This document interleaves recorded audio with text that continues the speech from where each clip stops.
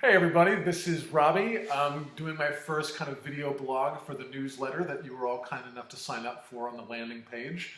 I'm going to do about one of these a week until the Kickstarter campaign happens, but I feel like it's a good combination of being enough but not too much. I also plan on this being about 2 minutes long, so I'll get right to it.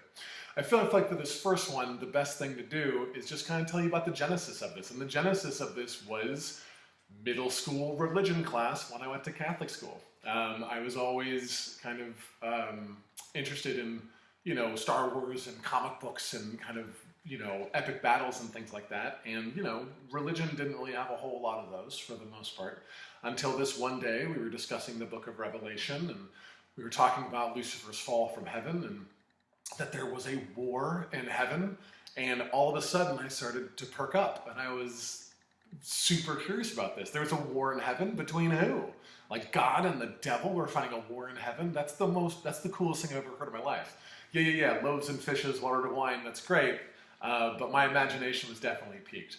So that was the first part. The second part of it was, as I got older, doing kind of theology classes and philosophy classes and things like that, the idea of God being omniscient and omnipotent, of being all-knowing and all-powerful was a really interesting addition to this story, because what it meant was that God knew this was going to happen and could have stopped it and didn't. And I always thought that was kind of weird. If he loved Lucifer as much as he did, why did he let it happen? And I kind of brought that into the story and I took it in a direction of kind of a unique direction that kind of isn't necessarily doctrine, obviously, but I thought it made for a good story. So that's basically the genesis of the idea. It's just these combinations of me being a kid and me being kind of a young adult, finding these things being interesting, and basically putting them together and thinking about how this would be kind of the comic I always wanted to read.